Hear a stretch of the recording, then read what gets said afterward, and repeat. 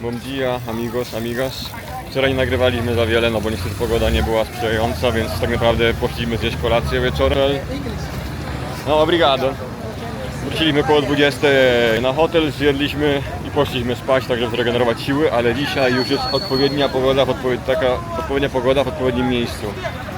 Czyli full słońce, tak więc dzisiaj idziemy na 100% na plażę. A, jeszcze taki ciekawostek, nasz hotel ma dostęp do takiej siłowni lokalnej, mega zajebiste, tak więc rano jeszcze mieliśmy okazję wyjść na siłkę i pożyć trochę siłownią w Rio de Janeiro.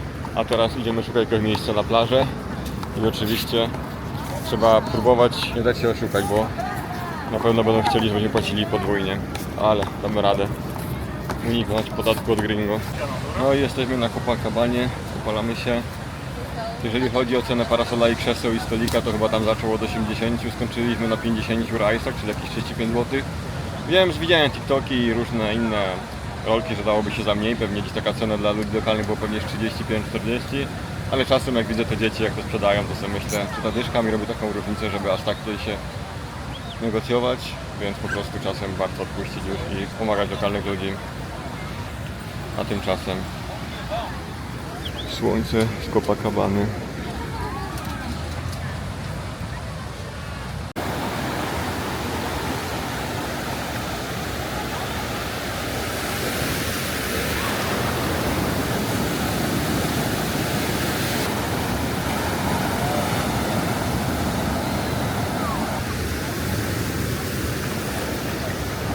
To, co największą magię robi w tym, moim zdaniem, mieście Rio de Janeiro i ta Copacabana, to jest to, że ta plaża jest tak potężnie długa, tak ładna i w tle te górki, te wszystkie skały. Moim zdaniem to jest magia tego miejsca, po prostu wygląda to niesamowicie. Jeszcze z tym blaskiem słońca to jest po prostu petarda. I kultura, nie zapominajmy o kulturze. Cały czas jakaś samba, pagodzie w tle. I ludzie po prostu spędzający najzwyczajniej na świecie cały dzień na plaży. Po prostu jest teraz około 10:30, a plaża już się wypełnia. Aż ciężko pomyśleć, co tu jest w jakiejś jak wysokim sezonie. Kurde, taka ciekawostka, teraz sobie siedzimy i zaskoczamy na chęć. Nagle zaczęli ludzie wszystkie tak klaskać, nie? Myślę, o co chodzi, nie? I tak zaczynają klaskać coraz więcej osób. I tak widzimy taką małą dziewczynkę zagubioną i się okazuje, że starszy facet ją szukał. Czyli stawiam, że po prostu dziewczynka zgubiła swoich rodziców i to jest taka niepisana reguła tej, że jak dziecko się gubi, to wszyscy klaszczą dookoła. I to jest jakby znak rozpoznawczy, ale ja ciekawostka, nie? Ciekawe, czy w innych krajach też tak jest, bo ja pierwszy raz z czymś takim się spotykam. Ciekawe, ile lat ma ten młody tutaj pracuje. Obstawiam, że pewnie z jakieś 12. Bo spróbujemy się go zapytać. Oi, uma pergunta. Quanto custa água do coco? 12? 12. Ok, então a gente quer dois. 2 águas de coco. Uma pergunta também, posso pedir quantos anos você tem? Posso saber? Quantos anos você tem? Posso saber? 13. 13. 13? Ah, ok, entendi, muito obrigado. E você trabalha aqui todos os dias ou somente o fim de semana? Fim de semana. Ah, ok, entendi, muito obrigado. Muito sol, né? O, zamówiliśmy wodę z kokosem i przy okazji zapytałem, ile ma lat. 13 lat ma i mówi, że pracuje tutaj tylko w weekendy. Czyli może chodzi do szkoły w tygodniu, nie? Zaraz ma do nas przyjść nasz kolega Adam, którego poznaliśmy wczoraj na Favela Tour. Jaka sama niego słychać. Z tego, co patrzę na Instagramie, to wczoraj poszedł w jakąś imprezkę, więc ciekawe, jak to nazywa. O, idzie Adam. Hello! How you doing? Good. Hell yeah. Sit here, it's a chair for you. Thanks, bro. Coconut? What's that? Coconut. Sure, yeah. Okay. Oh, I got a beer. Ah, beer. Do you have hangover? Yeah. Ah, Dude, it was crazy last night. I went back to the same favela. I've seen reels that you've been, you know. Dude, I went back to the same favela. I met the same people. Really? The tour guide's cousin. I was partying. Ah, yeah, I think that I already seen in your reels. Yeah, my It was son. he? Yeah, that was him. Wow. Yes, I remember he his was there, face. bro. It was a crazy party, bro. In the favela, in the same favela. And Wow. you know those guys who were doing like the Yeah, fighting? yeah. They were there too. I partied with them. And They how were- did you get there? Motorcycle again. Can you believe it? Przyszedł Amerykanin, minęła dosłownie godzina i zamienił nasze spokojne stanowisko w jedną wielką imprezę.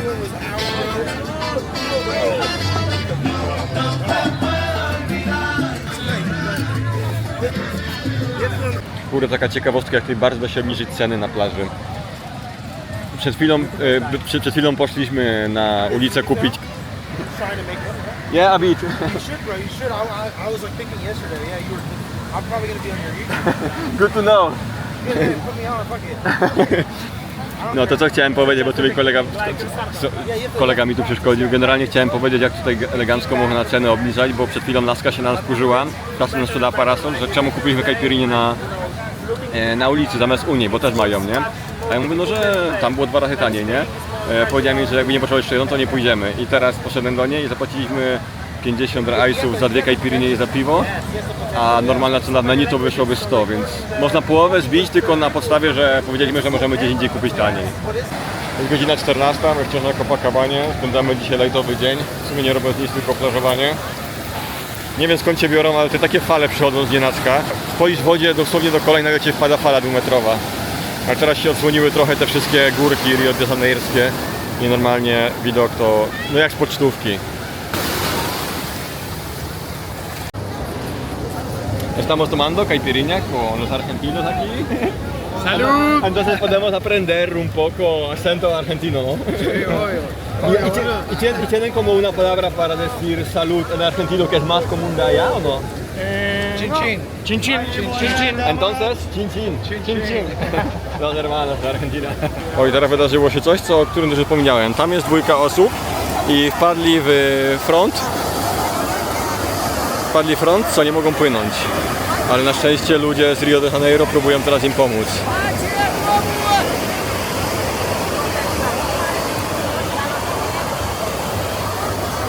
Es lo que yo estaba hablando y ahora me creen o no?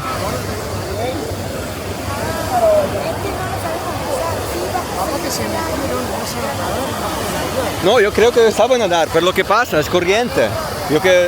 Yo que mencioné, pero me pregunto cómo ellos van a ayudar. Pero mira, la gente por lo menos de aquí están conscientes de lo que está pasando, ¿no? Y están mirando. Eso que no se ve en el bañero cuando iba hablando de eso. Quiero ver el movimiento que hacen. ¿Cómo hacen el rescate? ¿De qué manera? Sí, porque tienes que ir a la izquierda a la derecha. Ah, eso es cierto. Sí, claro. No puedes ir a... Derecho. No, puedes, derecha o izquierda. O sea, que no puedes ir directamente a la playa. No, no, porque eso no ayuda para nada. Entonces ellos saben cómo hacerlo y ahora ves, tú podrías ayudarles normalmente. ¿Qué piensas? ¿No te daría miedo? No na szczęście widzę, że tam ludzie, którzy popłynęli do nich mają doświadczenie, bo to co właśnie teraz rozmawiałem z kolegą, trzeba tutaj płynąć w lewo albo w prawo, bo nie można płynąć w stronę plaży, bo po prostu to nie działa.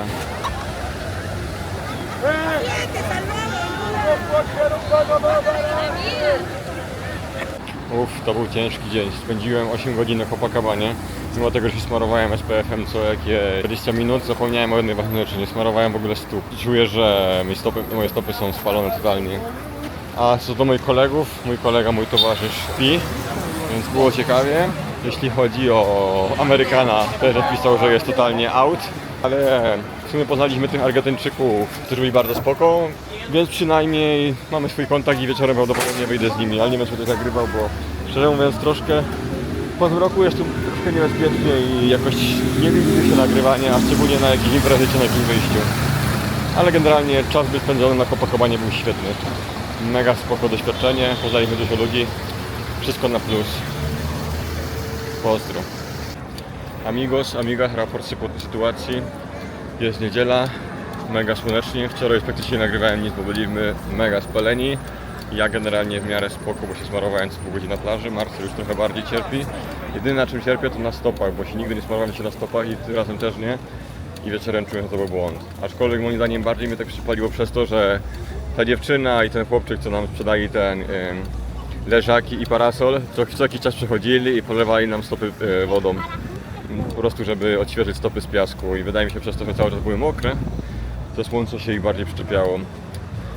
Ale dzisiaj w planach lecimy na Lapę, czyli to jakby w centrum Rio, tam jest trochę bardziej niebezpiecznie, bardziej lokalnie, ale tam są takie różne ciekawe miejsca do odwiedzenia, więc pasuje to przejść. A tymczasem taka ciekawostka, jest niedziela, czyli Copacabana, ulica jest zamknięta dla samochodów, więc wszyscy biegają, jeżdżą na rowerach. My też jedziemy na rowerze. Mamy 40 minut do tej Lapy, więc dzisiaj spędzamy czas na rowerze. Tak więc lecimy.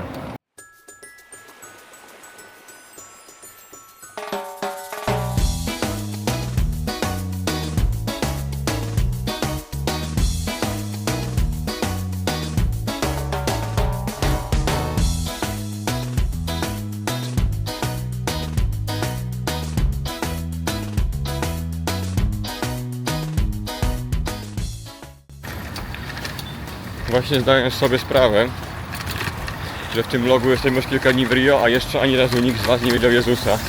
Dlatego mała niespodzianka. Właśnie odwracam kamerę i zobaczymy, czy będzie widać.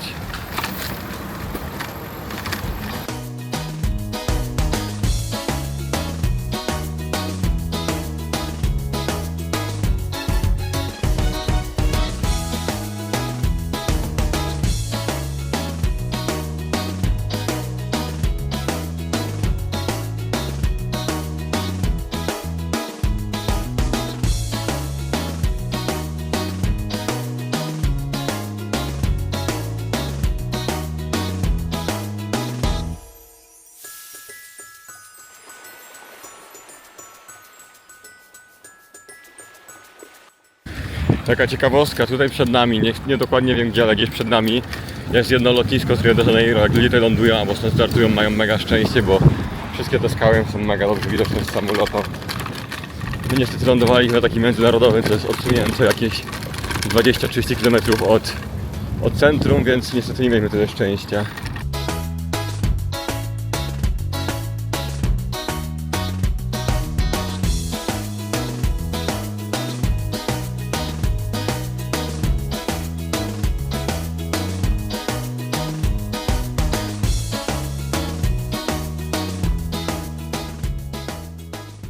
Dojechaliśmy na Lapę, zostawiliśmy rower na bliższej stacji, resztę już na nogach pospacerować. No, zbliżamy się najbardziej chyba turystycznego miejsca w Rio, na Lapie, oczywiście poza Jezusem, ale to nawet nie trzeba mówić, patrząc na ile ludzi jakie tutaj są. Czyli schody. Wow, jak tu byłem 2 lata temu, to było 10% z tych ludzi, myślałem, że jest dużo, ale to całkiem nie rozwala. I co, chcesz zdjęcie teraz? Mi się wydaje, że ChatGPT by nie usunął tych wszystkich ludzi. No nie ma chuja, żeby on to usunął. Przecież to jest 100 000 ludzi. No tego się nie spodziewałem. Aqui tá na sombra, ó. Każdy sobie fotki pyka, aczkolwiek jest mega utrudnione zadanie zrobić sobie w miarę jako taką fotkę bez ludzi.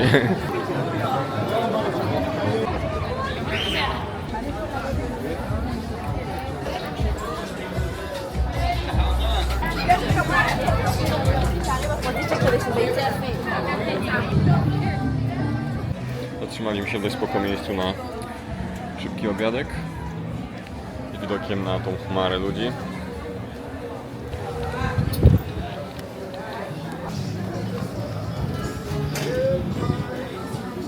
Jeśli chodzi o jakieś ciekawostki związane z tymi schodami, to te schody były ręcznie malowane, dlatego jest tak popularne. Godzina 13, ludzie widzą już w kolejce po caipirinha. Taka tam kultura brazylijska.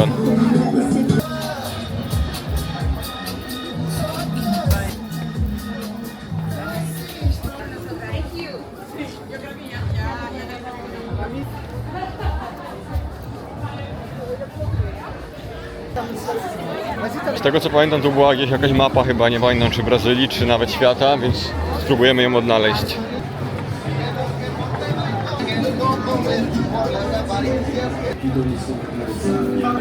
A i tutaj była chyba ta mapa, ale jest przykryta straganami. Niestety nie widać. Wyściśmy trochę z tych schodów, od razu mniejsze tłumy. Skierujemy się dalej w centrum Lapy.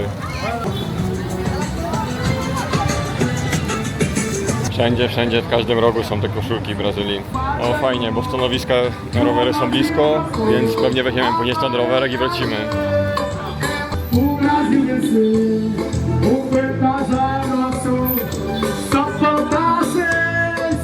Vai Brasil, traz hexa dessa vez. O Petrasa nosso, também.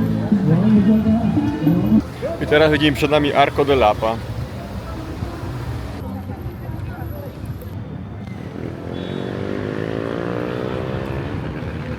Chwilą Marcel prawie telefon stracił, jechał go na rowerze, wyciągnął rękę, ale Marcel w ostatniej chwili złapał. Jakie przeczucie? Zajebał mi w suta, który jest strasznie sparzony, więc nie podobało mi się. Pierwszy experience z kieszonkowcami. No. Ale nie dajemy się. To ma lepszy refleks. To ma lepszy refleks. Dobra, chowam tą kamerę, bo przemiana okolica mocno. Przetrwaliśmy na Lapie. Teraz wolnym krokiem wracamy jak zwykle na rowerze na Copacabana, czyli na nasze miejsce pobytu.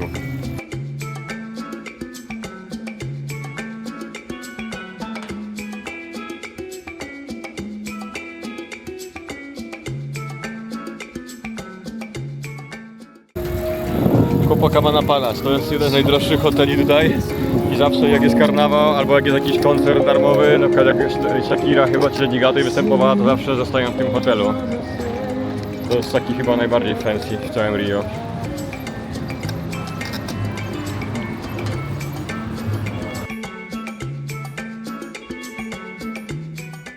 O, Ipanema wygrywa pod względem ilości ludzi, jeśli chodzi o niedzielę.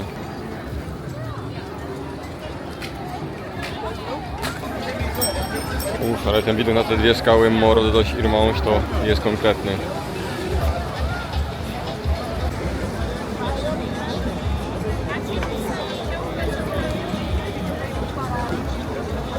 Dobra, próbujemy się przebić przez tą chmarę ludzi. Sambo w tle.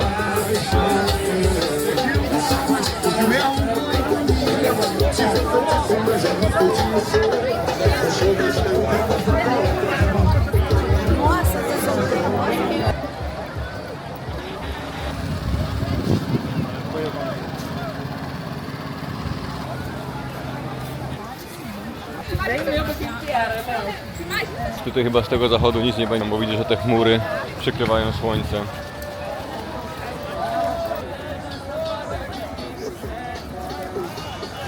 A my zmierzamy w kierunku tych skał. To dokładnie tam widziałem swój najlepszy zachód życia.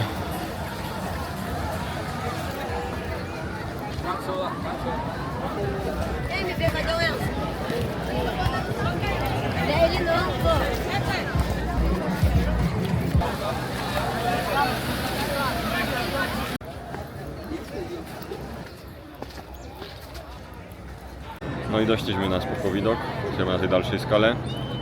Kurczę, cały czas mi się wydaje, że ten zachód nie będzie taki, jak sobie wymarzyłem, z tego powodu, że słońce jest tam schowane pod chmurami. Ale ogólnie mega spoko miejsce do chillowania.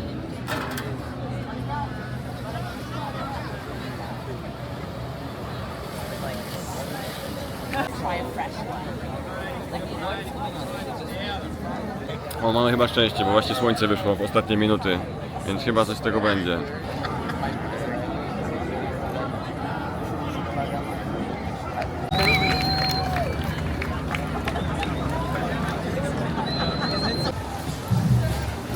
No, po zachodzie słońca, bierzemy pomału coś zjeść.